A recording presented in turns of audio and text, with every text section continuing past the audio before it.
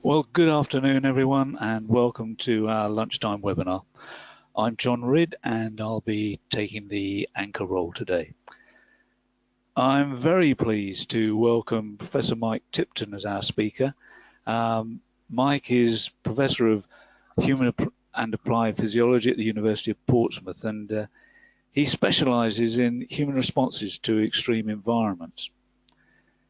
And I think in following this interest, or what some would call a passion, he's worked with a number of famous adventurers, people such as James Cracknell, Serrano Fines, Shirley Robertson, many others, which we won't go take time mentioning. But these are all people who take themselves to the limit. And Mike has also been a consultant in a lot of these extreme environmental documentaries on the TV. And he was also a consultant for the 2015 film Everest. So he's got a lot of interest and expertise in this area. And maybe this isn't an environment which the usual audience for these webinars is involved with in their normal workday. But I think our body's exposure or response to the exposure is fascinating.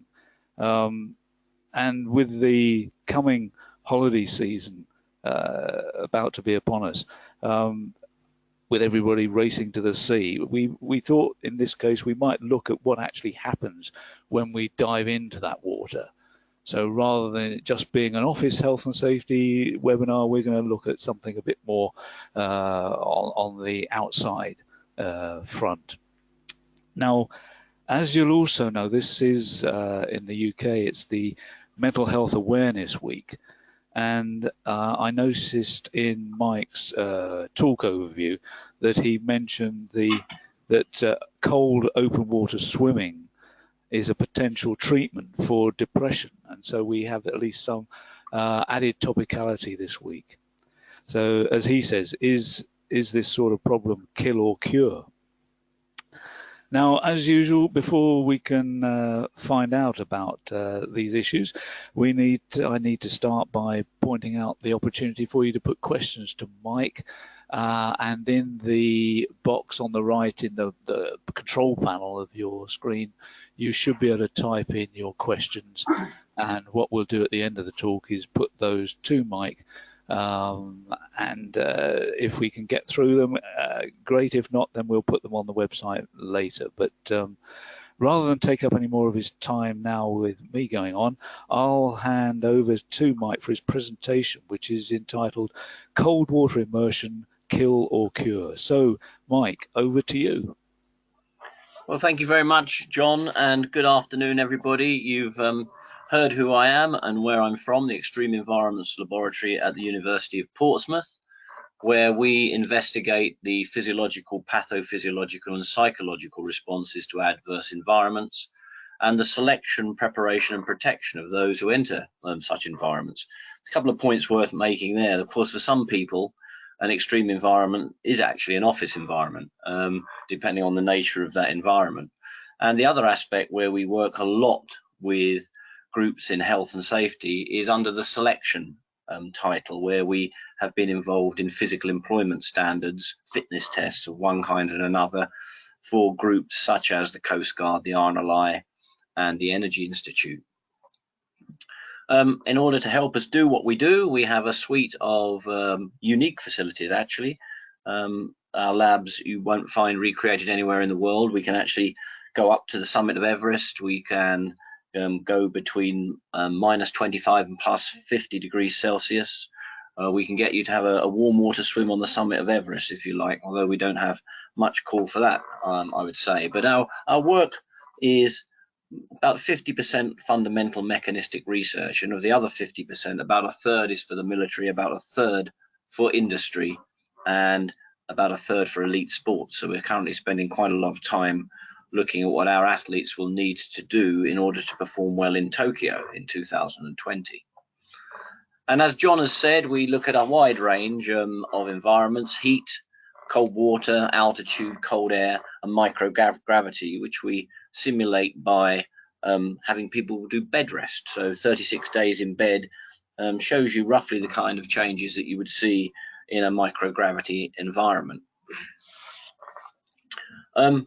And that means we work with a wide range of end users. And a really nice thing, and I hope will come out of my short presentation this lunchtime, is the fact that although we do fundamental mechanistic research, it then is applied into the real world for a whole range of end users in the groups that we've mentioned. But we're going to concentrate on cold water immersion today, and immersion. And the reason that this is a particularly important issue is that it's the second most common cause of accidental death around the globe. There's about 1,000 people a day drown somewhere around the globe. In the UK, it's about one person every 20 hours, about one child a week. Many of the deaths are of young people, and it's a prevalent problem that got us interested in the early days into the hazards associated with cold water immersion. And so I'm going to start with that side of the kill or cure equation. And in the early days, the idea as to what happens to you when you go into cold water was driven by events of the Titanic. And everybody thought that it was hypothermia, or a fall in deep body temperature, that killed you when you were in cold water. However, over the years, there was a significant amount of anecdotal, statistical, and laboratory experiments that actually shows that the vast majority of people who go into cold water die in a much shorter time than it is possible to become hypothermic in. So about 56% of those that die on immersion in cold water die in the first minutes of immersion. It's physically impossible for an adult human being, even falling into ice cold water, to become hypothermic in less than 30 minutes. So we've got a problem with the initial responses to cold water, which we call the cold shock response. About 20% of those that die during, just before or shortly after rescue. We're not going to touch on those today, but that in itself is a fascinating story.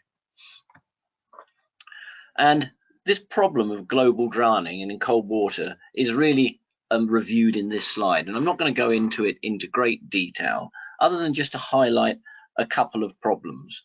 And we'll start by looking at the initial cold shock response driven by a sudden fall in skin temperature. So if you take a human and you lower them even fairly slowly into cold water, the sudden fall in skin temperature will drive a gasp response of about 2 or 3 liters, uncontrollable breathing, and an increase in the workload of the heart. The lethal dose of salt water for drowning is around about 1.5 liters. The gasp response on immersion in salt water, cold salt water, is about 2 liters. So you can very quickly cross that lethal threshold. So here on the slide on the right, you can see that cold shock response. Pre-immersion, you've got the volunteer here with a heart rate of around about 96 beats per minute, respiratory frequency 12, ventilation 15, end tidal 4.6. This heart rate is quite high because this guy knows that this is going to happen next. So he's a little bit anxious. He's otherwise fit and healthy. And with that sudden fall in skin temperature, you drive the dynamic response of the cold receptors, which produces cold shock. And this is an enormous respiratory response for people who are otherwise sitting still and being lowered into the water at about 0.18 meters per second. And there's a true hyperventilation going on. There's a reflection of the workload placed on the heart. So it's hardly surprising that there are cardiac problems in the first minutes of immersion, but there are also this inability to control breathing, to control respiration, results in the aspiration of the small volume of water necessary to drown. Now, because it's a response of the skin receptors and they quickly adapt over the first 1 or 2 minutes, about 5 minutes into the immersion, you actually calm down. But it's this part that people need to survive. And just to give you one example of how this feeds through into everyday practice, some of you may well have seen the RNLI adverts on Respect the Water, the Respect Report Water campaign, which since 2017-2018 has emphasized that if during that first couple of minutes when the cold shock is at its worst, you can relax and float until you get your breathing under control. That's exactly the right thing to do to maximize your survival chances. Unfortunately, many people, when they go into water, are activated and they start to thrash about or swim, which is the instinct that you need to fight in order to survive. And here is the advert that takes that one graph we've just seen and turns it into a sort of public awareness video. Everyone who falls into cold water has the same instinct, to swim hard. The cold water shock can make them gasp uncontrollably and breathe in water. Then they drown. But if they just float until the cold water shock has passed, then they'll have a far better chance of staying alive.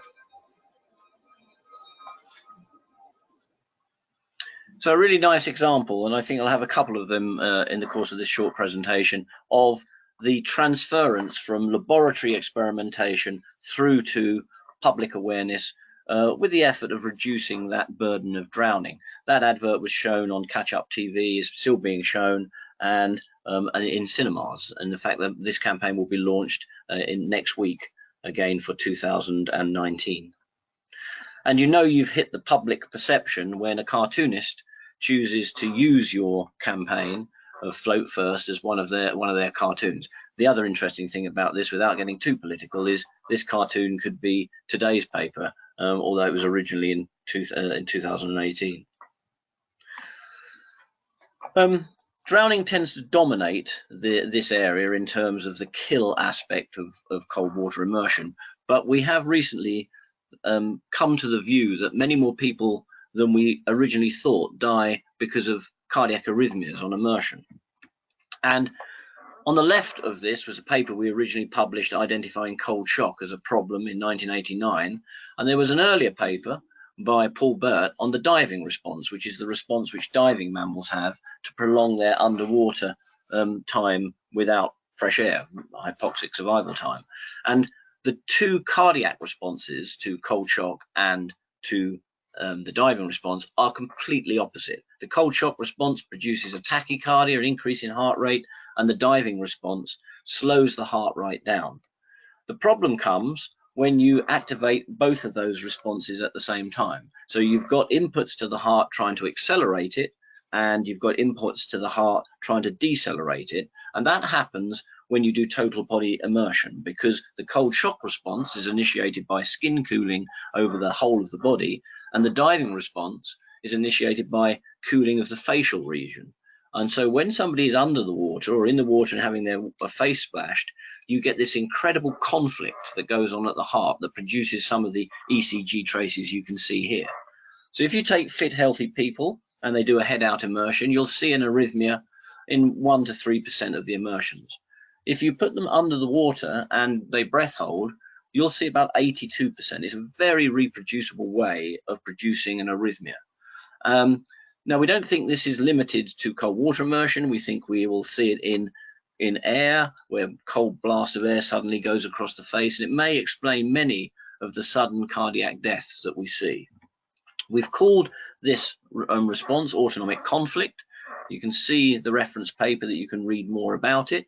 We think that it's very common for people to get arrhythmia as a result of this coincidental stimulation of both sides of the autonomic nervous system, the sympathetic accelerating the heart and the parasympathetic slowing it, but that those arrhythmias don't always descend into fatal arrhythmia, because not everyone has some of the predisposing factors you can see at the bottom of this graph that increase the likelihood of that occurring: ischemic heart disease, acquired long QT syndrome. So this is an area that is very much at the forefront of what we're researching at the moment, and of interest is one of the factors that is likely to increase the chances of an arrhythmia caused by autonomic conflict descending into something more serious is if you're on a whole range of prescription drugs that extend that QT interval. So if you happen to be somebody who in the summer suffers from hay fever and you're on an antihistamine and you go for a swim and you get a cold water onto the face, the chances of you getting an arrhythmia are significantly increased. A really interesting area, and the practical aspect is that about 80% of those that die in things like open water swimming events and triathlons die in the swimming phase in a triathlon. And these people are not dying when they're training, but they do die when they are involved in a competition. And the difference, of course, is the fact that in a competition, you get some of the scenarios you can see here, where people are required to extend their breath hold time. These arrhythmia are very limited, are very linked rather to extended breath hold times. It's a really interesting area with practical aspect for anybody out there who's involved in open water swimming events or designing open water swimming events. This is the kind of list that we produce that tries to minimize those fatalities during swimming, open water swimming, as a way of reducing the risk of autonomic conflict. These slides are going to be available, I understand, so we don't need to go through them all in great detail at this time. Let's just have a look now. Let's start to move to the other side of the kill or cure equation and look at life preserving. And I'll start with this video.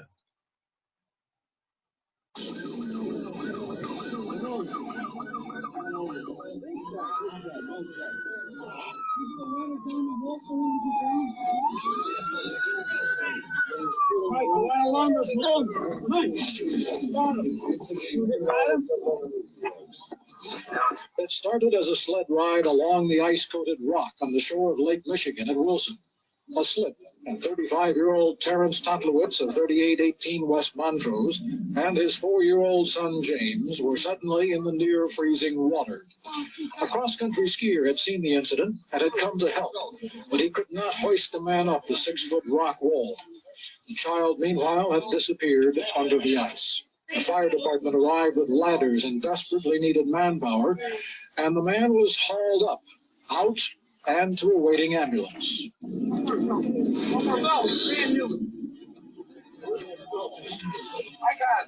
That left a child somewhere in the murky, ice-clogged water. By helicopter and special van, fire department scuba divers sped to the scene, wasting little time in donning rubber suits and air tanks. But time was running out. The child had already been under the water for more than 15 minutes. Time after time, the divers surfaced. Nothing, they shouted.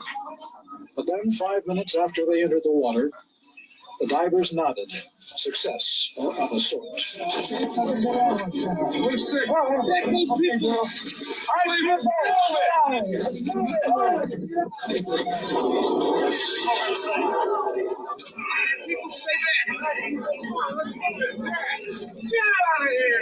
Child had been underwater about a half an hour, and we had thought there could be no hope for the boy's survival. But he lived, though it would be a critical case for some time to come. So how does that happen? It's sounds miraculous. The current record, incidentally, is 66 minutes of submersion with near complete recovery. It's also worth noting that the father in that incident was completely incapacitated after about 5 or 10 minutes in ice cold water, which is another route by which people end up drowning. And we think that the way that survival occurs is because of the protection that comes from rapid cooling. As part of the drowning process, water is flushed in and out of the lung. It cools the heart, which cools then the blood supply to the brain, selectively cools the brain. And once you get the brain temperature down to around about 20-22 degrees Celsius, it can survive a hypoxic episode of around about an hour. So there's the current record. You can see just here the 66 minutes, but it seems that when the water temperature drops below about 6 degrees Celsius, then the amount of cooling that occurs during the 2-minute period that normally it takes to drown is sufficient to evoke some of that protection. Above 6 degrees Celsius, we don't see survival much beyond a 20-minute submersion, and that's very unusual. Below that, these times go up. So we translate that understanding of the mechanism into advice for the search and rescue communities, which says if the water is warmer than 6 degrees, maximum likelihood of resuscitation is diminished after 30 minutes. But if the water is colder than 6 degrees, it's 90 minutes. And that then gets reflected in the National Operational Guidance Program for those going to rescue people underwater. That does a dynamic risk assessment at 0 minutes, 30 minutes, 60 minutes, and 90 minutes. So all of these times, and the questions there, very cold water, is it a young or small child? Because it's either a small adult or a young child generally in these incidents, because they cool more quickly. So those data, that basic understanding of the physiology, is reflected in the strategic advice, which is again a really nice link between the lab and what goes on in the outside world. I'm going to finish with absolutely on the cure side of the equation. There is an increasing body of evidence that suggests that exposing people to hot, cold environments has benefit for a whole range of health-related issues. And I wrote an editorial on this just recently, trying to explain why all of a sudden this seems to be the case. And the argument is that we've become so comfortable, we've become so able to control our environment that we no longer stress our homeostatic systems. And as a consequence of which, if we don't use them, we lose them, in the same as the musculoskeletal system, and we become unhealthy. So now if you do expose people to heat and cold, you can see some beneficial effects in a whole range of cardiovascular, endothelial functions, walking ability, glucose metabolism, blood pressure, autonomic nervous activity, stress resistance, and cerebral protection. Now, the idea that going and taking to the waters is something that has a health benefit has been known for centuries. Whole towns have built up around the coast on the basis of people wanting to take to the waters. It was probably back in 2000 that the current rapidly increasing trend for open water swimming started again. And we see now lots of people taking to the waters, talking about open water swimming, wild swimming, cold water swimming, and writing about it as well. Just recently, just last week, in fact, I was in Manchester in Salford Quays watching the open water swimming opportunity that people there are given twice a week. You see there a guy in his Speedos having a swim in 12-degree water in 12-degree air. That's a fairly significant stress that we would be concerned about from the first part of this talk. And we think that this side of the equation is much more anecdotal. We've got lots of evidence about the kill side of the equation, but this side is much more anecdotal in terms of people saying, oh, I've been cold water swimming and I always feel good. I've not had a cold for years. It's anecdotal, but there are some basic theories and hypotheses that underpin possible advantages of going and doing cold water swimming. And they're listed on this slide. There's increasing evidence that inflammation is linked to health and disease in a range of areas. If you look at the bottom bullet point on this slide, inflammation has been associated with a range of conditions from atrial fibrillation through type 2 diabetes to depression. Centenarians and supercentenarians have lower levels of inflammation than community living very old people. Low inflammation score is a predictor of successful aging. So we've been looking more and more at the inflammation side of things.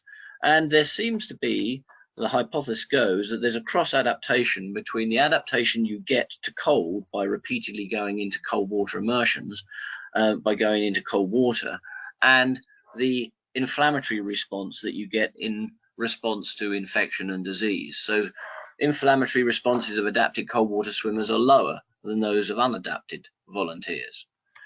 Your pro-inflammatory cytokine release occurs with illness and initially with cold water exposure, and it inhibits serotonin production, which we know normally promotes mental well-being. Electrical stimulation of the vagal nerve, we talked about earlier with the parasympathetic or autonomic conflict, has also been shown to have anti-inflammatory effects. In fact, is a US Food and Drug Administration prescribed treatment for epilepsy and depression.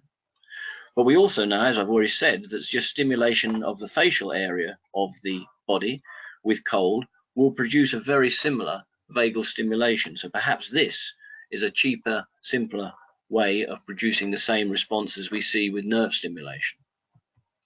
And finally, we know that cold water immersion produces a lot of stress hormones, certainly when you first take it up, And those stress hormones are the basis of you feeling activated, alive, and well.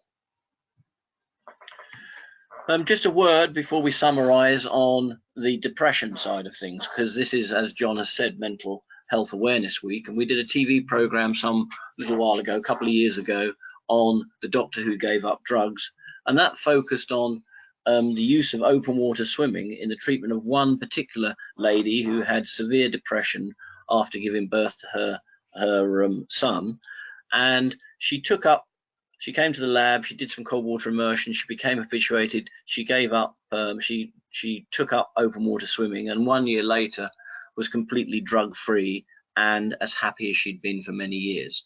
And I think that's probably the first paper that's been written up on the back of a TV program, rather than the other way around, where a TV program is made from a paper. So that's quite interesting.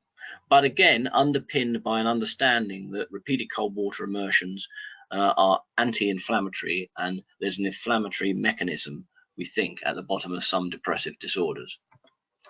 So there's the summary slide of the cure side of the equation.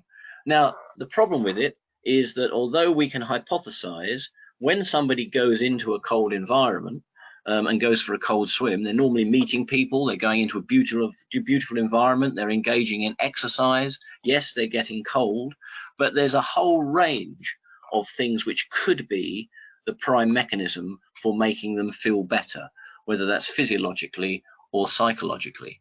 And until we can do the definitive experiments and isolate these different factors, it's not possible to say which one it is. But it does seem that there is an increasing amount of anecdotal evidence to suggest that engaging in this type of activity is beneficial physically and mentally. We just need to do the underpinning research. So there's my summary slide. That's my 20 minutes.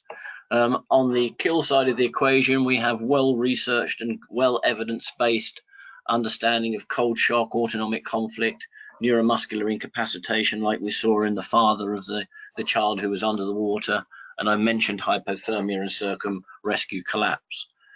On the cure side, the evidence is weaker, but we do know that there are prolonged underwater survival as a result of rapid cooling and selective cooling of the brain. And we do know that there is an abundance of anecdotal evidence for open water swimming seeming to be good for treatments that have an inflammatory basis. And there's also a limited amount of evidence for the improvement in immune function from open water swimming, although that's very much, it seems to be, dose dependent. If you want to find out more about this and read all the background and the underlying research, then I refer you to this experimental physiology paper that we wrote a couple of years ago now, which essentially takes what I've just prescribed and described to you and gives you all the basic information. With that, I'll say thank you very much, and I hope you've enjoyed that tour of cold water immersion, and I'm happy to take any questions, John. Okay, Mike. Well, thank you very much for that. I found it fascinating, although I had some trouble following some of the physiology and so forth. But that was great. I hope we've all learned a lot from that, if nothing else, about our behaviour around water and the risks that it poses. But a lot of what you said, the kill or cure, is there with everything that you're talking about. Are you saying that certainly we need to challenge our thermal status of our body? Are you saying that it's good for us then to go out for a walk in the cold of a morning and then come back and get warm and hot? That is actually physiologically good to stimulate us, to protect us. Yeah, so there's a sort of an understanding in physiology that we are a homeostatic animal, and we want to have a controlled deep body temperature and biochemistry, etc., etc. And that's true, but the problem is we've become too good at it. So we now go from an air-conditioned house to an air-conditioned car to an air-conditioned office, and we never perturb the system that is there to defend us against those changes. And this is a very new phenomena, and so we still operate in the way we were hundreds of thousands of years ago. We're still a tropical animal. We want to be in an air temperature of 28 degrees with a skin temperature of 33 and a core temperature of 37. And what the argument is that we've become so good at controlling our environment that the day-to-day variations that we saw, that our ancestors saw, hunting, being in a cold environment overnight, warm environment during the day, have completely disappeared. And as a consequence of that, we've got all of these conditions that have evolved. We've become sedentary, we've become obese, we've got type 2 diabetes, we've got cardiovascular disease that would be in part cured by being more active and challenging the system that try and keep us homeostatic. Yes, yeah, excellent. I'm sorry, I'm trying to. We got a lot of questions coming in, so I'll try and get through a few of these. This one says, I know some cold water swimmers take antihistamines to reduce skin urticaria following cold water immersion. What do you think about advising this to reduce hives? Is that something that you can speak on? No, the general advice is we wouldn't advise taking any drugs, particularly in the context of going into cold water immersion at this time. And it's particularly because of that, the slide I showed earlier of there's a whole range of drugs which increase the QT interval in your ECG, and that increase is also increases the likelihood of the arrhythmia, which you'll almost certainly experience when you go into cold water and get some splashed on your face, descending into something more serious. So my general advice would be to avoid pharmaceuticals. Yes. Well, even without the effect of pharmaceuticals, what about the face splash and the body immersion, so forth? The difference. I mean, what is the right way we should do these things? We shouldn't dive in, presumably, because we're getting this conflict. I mean, we were trying to work out why more people didn't have a problem with the ice bucket challenge a few years ago, and we think it's because they were pouring. People tend to put their head on their chin on their chest and pour it on the back of the head. I mean, all the normal caveats apply. That if you want to take up open water swimming, then do it incrementally. Have a medical, go to your doctor to check you're fit before you do it. Join a club and do it that way so that you're supervised. And always enter cold water cautiously. And we this time of year is the worst time of year every year for immersion-related deaths, because people will get the air temperature shoots up, they'll dive off the jetty into water that is still about the same as it was in December in terms of its temperature, and we get a whole raft of drownings and cardiac-related deaths. Although the cardiac-related deaths tend to be hidden because people also aspirate water during that process, even if the cardiac problem is the incapacity. Yeah, okay. This is looking at an easier way of getting this cold shock. Does it have to be just swimming? What about cold showers and the effect of saunas? Yeah, really good question. And as I say, that's what we're trying to tease out. The problem is it's much easier to get funding to do the kill side of the equation than the cure, because as soon as you go into the cure side, you tend to get put into the alternative medicine category. But the Swedes and the Japanese have claimed for years, talked for years about the benefits of sauna for improving cardiovascular health. There's now increasing amount of evidence, which I've listed in the slide deck, of that being of benefit as well in others. And so I mean, so it's a difficult one to answer. We're currently working on studies where we're trying to isolate those factors: the exercise from the cold, from being in a green blue environment. There's a really nice video, if people want to get into it a little bit, called Vitamin C, where C is spelled SEA, which is looking at open water swimming and cold exposure for the treatment of migraine. And it's by Bethany up in Bangor. And I mean, these are migraines where people are incapacitated for days. And it seems that cold exposure on its own is having some beneficial effect. Really? Well, I'll perhaps try and get a link from you after we shut down to put that on the website as well, the link to that, if we can. let's.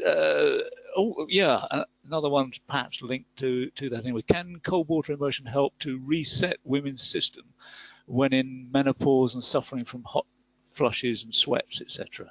Is that something again? Is that something that you've touched on? We have no idea. It's not, to my knowledge, been researched, but absolutely. I mean, the thing to remember with the hot flush of a menopause is it's a perception that comes from an increase in skin blood flow. So your perception of the environment is very driven by your skin temperature, and as you increase blood flow to the skin temperature goes up, so you feel hot. I mean, other people will experience it all the time. Sometimes they have a drink or have a sherry or something like that, and you get the alcohol-induced vasodilatation. Actually, although you feel hot, your mean body temperature is actually slightly lower, because as soon as you vasodilate, you start losing heat to the environment. So it is very much a perceptual thing, but it doesn't make it any less uncomfortable. And certainly exposure to a cool environment should help, reset your thermal comfort. Yeah. It won't stop the hot flushes occurring again. Okay. That requires hormonal intervention. Yeah. Okay. When you have staff who work outside near water bodies, is there anything we can do to reduce the risk of cold water shock, i.e., get their bodies used to that sort of thing? Yeah. Good luck with that. Absolutely, the cold water shock will be halved by as few as 5 2 or 3 minute immersions in cold water. Yeah.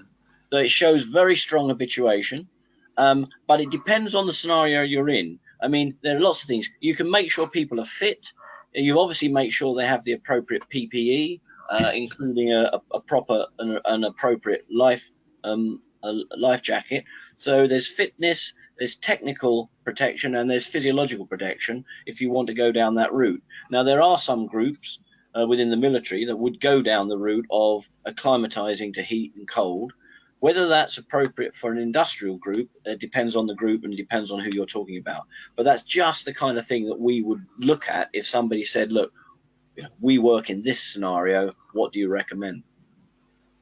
Yeah. You'd have to have a pretty high likelihood of people going in before you started to do that, I guess. Yeah, and some of the fishing industries and some of the fish farming industries do have that high risk. So it's something to consider. But your first port of call is to make sure that people are protected by PPE and also are going to be fit enough to not have an adverse reaction when they go into the water.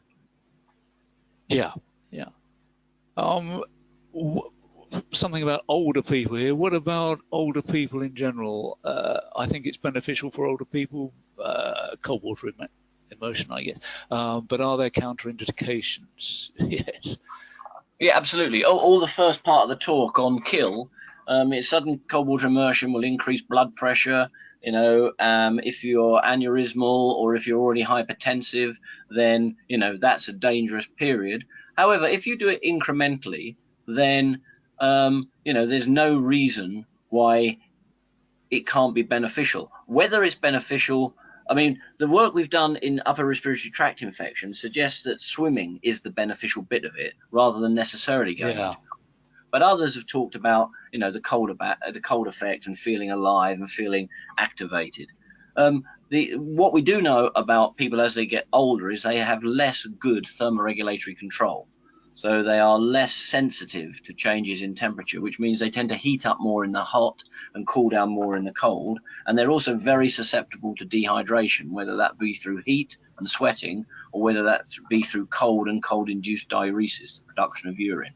So, yeah, again, provided you go about this kind of thing sensibly, you're pre-health checked, and you do it incrementally and under supervision, then if it's a thing that you want to do, and fine. I mean, it may well be that everything we've talked about on cure is a placebo, which, okay, I'd like to find out as a scientist, but if it works, it works. If it works for you, then great. Yeah, sort of thing. Yeah. Now, I know you've got to get off shortly, and I know we don't like to extend these beyond too long because it's people's lunch hour and they have to go out and get some exercise themselves. But if you're happy with this, Mike, I'll send you some of the other questions, because there are quite a few that are still here. But we'll send those for you to answer, and we'll put those on the website if I can. Yep. But that's great, and I'm really grateful for the presentation, which looks to have generated an awful lot of interest. Well, this slide, John, has my email on, and also at the bottom there you can see the ResearchGate link, yeah. where all of our publications, all of our reviews are published and open access available. And then you can see my Twitter title at the top. So yeah, if people are interested and have specific questions, then I'm happy to hear from them. Well, there do seem to be a number of questions about the personal interest with people who are involved in cold water swimming and so forth, open swimming, and so that might be helpful for them to have a look at that list and so forth. Okay, so if I can draw this to the close, and thank you once again, Mike, for your presentation, and indeed thanks for everybody who tuned in to listen. And I think we'll say have a good afternoon, everyone, and look forward to seeing you or hearing you next time we have one of these webinars. But thanks a lot, and goodbye.